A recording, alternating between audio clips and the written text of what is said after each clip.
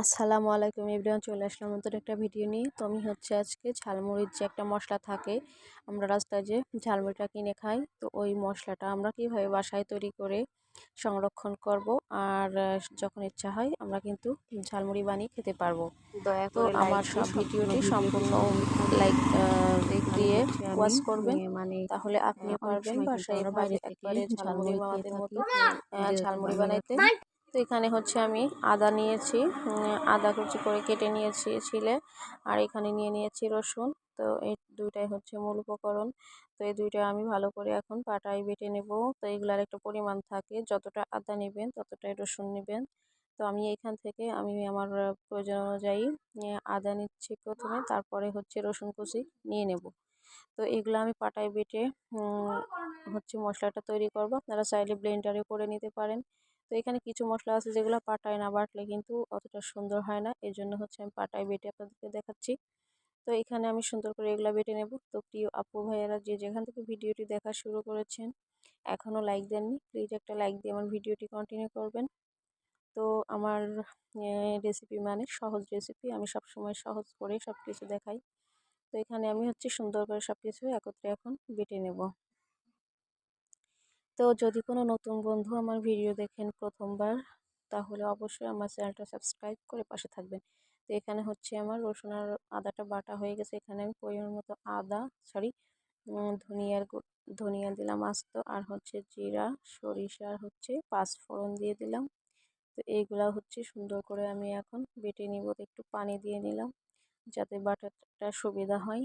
তো এই মশলাগুলা একটু খেয়াল রাখবেন। এখানে পাঁচফোড়ন আছে, সরিষা আছে, আর জিরা আর ধনিয়া, আস্ত ধনিয়া।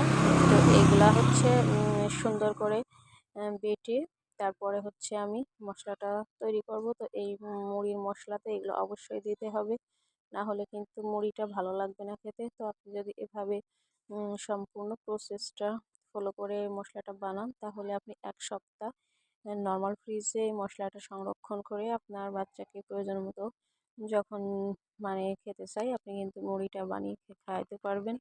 তো এখানে প্রথমে কড়াইতে আমি চলে আসছি। কড়াই গরম করে সরিষার তেল দিয়ে দিলাম, এখানে দিয়ে দিলাম মরিচ আর একটু তেজপাতা কুচি কুচি করে কেটে দিয়েছি। এটা একটা সুন্দর ফ্লেভার আসলে তারপরে আমি এর মধ্যে যে বেটে রেখেছি মশলাটা, ওই মশলাটা আমি দিয়ে দিব। তো এখানে চাইলে কিন্তু আপনি পেঁয়াজ কুচিও দিয়ে দিতে পারেন। এটা কিন্তু সুন্দর করে বলক উঠে এসেছে, আর এখন এই পর্যায়ে আমি বেটে রাখা যে মশলাটা ওটা আমি দিয়ে দিচ্ছি। তো এটা দিয়ে আমি সুন্দর করে নেড়ে চেড়ে এখানে দেখুন আমি মশলাটা দিয়ে দিয়েছি, আর সরিষার তেলটা কতটা ফেনা ফেনা, এটা কিন্তু আপনারা জানেন সরিষার তেলে গরম বলক উঠলে অনেক ফেনা হয়। তো আমার মশলাটা আমি এখন আস্তে আস্তে একবারে লো আছে সুন্দর করে ভেজে নিব। এখানে বেশি করে জাল দিলে কিন্তু পুড়ে যাবে, ওদিকটা খেয়াল রেখে আপনি আস্তে আস্তে করে জাল দিয়ে মশলাটা বানিয়ে নেবেন। তো এখানে আপনি চাইলে অর্ধেকটা সরিষার তেল বা অর্ধেকটা সয়াবিন তেল মিক্সড করে দিতে পারেন। কারণ অনেক সময় কিন্তু আমাদের কাছে সরিষার তেল থাকে না, তো সেই জন্য এভাবে দিতে পারবেন। তো এখানে আমি আস্তে আস্তে করে সুন্দর করে নেড়ে চেড়ে মশলাগুলো ভেজে নেব। এখানে আরও কিছু মশলা অ্যাড করব। তো এখানে ধনিয়ার গুঁড়া আর হলুদ গুঁড়া আর মরিচ গুঁড়া আমি একটু পানি দিয়ে একটু পেস্ট করে নিয়েছি, ওটা আমি এখন দিয়ে দিলাম। তো এটা দিয়ে আমি সব কিছু একবারে আবারও সুন্দর করে মশলার সাথে মিক্সড করে নিয়ে হালকা হালকা আঁচ করে রান্না করে দেব। তো এই মশলাটা যদি আপনি চান আরও এখানে অনেক কিছু অ্যাড করতে পারবেন। তো এটা আপনার ইচ্ছা।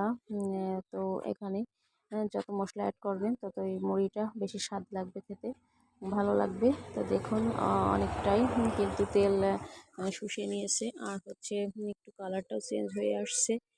এটা আমি আস্তে আস্তে করে জাল করতেছি, এর জন্য আস্তে আস্তে করে কালারটা পরিবর্তন হয়ে আসছে। তো অনেকেই কিন্তু এই মশলাটা বানাইতে পারেন। তো এক একজনের প্রসেস এক এক রকম। তো আমি যে প্রসেসে বানাইছি এটা আমি তো সেভাবে আপনাদের সঙ্গে শেয়ার করলাম। তো এই শীতের সিজনে কিন্তু সন্ধ্যায় আমরা ঝালমুড়ি বাইরে থেকে খেয়ে থাকি। তো এটা যদি আপনি বাসায় রেখে দেন, তাহলে আর আপনাকে বাইরে যেতে হবে না। আপনি একটু মুড়ি নিয়ে, একটু ছোলা নিয়ে আর একটু ডালের যে ইয়া থাকে ওটা নিয়ে কিন্তু সুন্দর করে মুড়ি বানাইতে পারেন। তো এখানে হচ্ছে দেখুন আমি স্বাদের জন্য দিয়ে দিলাম লবণ, স্বাদ অনুযায়ী যতটা প্রয়োজন আমি অতটা লবণ দিয়ে দিলাম। আর এখানে আমি কিছুটা বিট লবণও অ্যাড করব, ওটা হচ্ছে রান্না করার পরে। তো আস্তে আস্তে করে কিন্তু আমি সুন্দর করে এই যে মশলাটা দেখুন অনেকটাই ভাজা হয়ে গেছে। আর হচ্ছে নিচ দিয়ে কিন্তু একটু লেগেও গেছে। তো এই পর্যায়ে হচ্ছে আমি কয়েকটা এলাচ, একটু মুখটা ফাটিয়ে আর একটু দারচিনি দিয়ে দিলাম। তো এটা দিয়ে আমি হচ্ছে আবারও মশলাটা রান্না করে নিচ্ছি।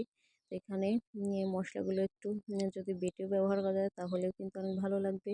তো এখানে আমি হচ্ছে আরও কিছু মশলা অ্যাড করবো, সম্পূর্ণ ভিডিওতে সঙ্গেই থাকবেন। এখানে আমি আরও একটু তেল দিয়ে দিলাম, আমার মনে হলো তেলটা কম হয়ে গেছে, এই জন্য আসলে কম হয়ে গেছে এটা এতটুকু মশলার জন্য আরও তেল।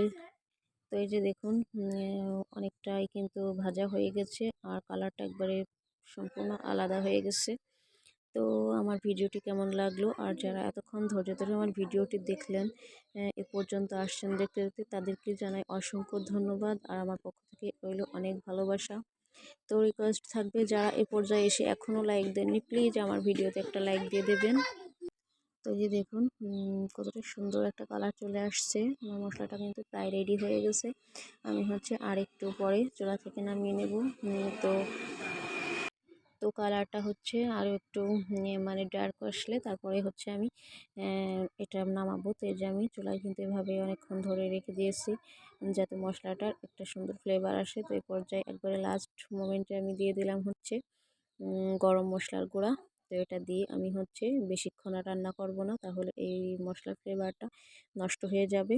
এই জন্য তো এটা আপনি একবারে শেষের দিকে দেওয়ার চেষ্টা করবেন।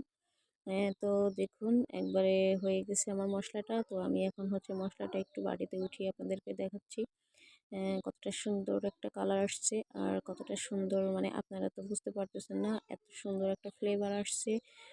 মানে মনে হয় যে এটা দিয়ে মুড়ি মাখাইলে আপনার মুড়িটাই সবচেয়ে বেস্ট হবে, আপনাকে আর বাইরে যেয়ে খেতে হবে না। তো আমার প্রসেসটা যদি ভালো লাগে, এত সহজেই যদি এই মশলাটা আপনারা বানিয়ে নিতে চান তাহলে অবশ্যই বানিয়ে নেবেন। তো এই যে আমার মশলাটা দেখুন কতটা সুন্দর একটা কালার চলে আসছে, একবার মুড়ি দোকানের মামাদের মতো মানে কালারটা চলে আসছে। তো যাই হোক, আমার রেসিপিটি যদি ভালো লাগে তাহলে অবশ্যই বাসায় এভাবে ট্রাই করবেন। আর হচ্ছে যারা এই পর্যায়ে এখনও লাইক দেননি তাদেরকে রিকোয়েস্ট করব লাইক দিয়ে অবশ্যই আমার ভিডিওটি একটু শেয়ার করে দেবেন আত্মীয় পরিজনের মাঝে। আর নতুন যে বন্ধু আছেন অবশ্যই চ্যানেলটা সাবস্ক্রাইব করবেন। আসসালামু আলাইকুম, আল্লাহ হাফিজ।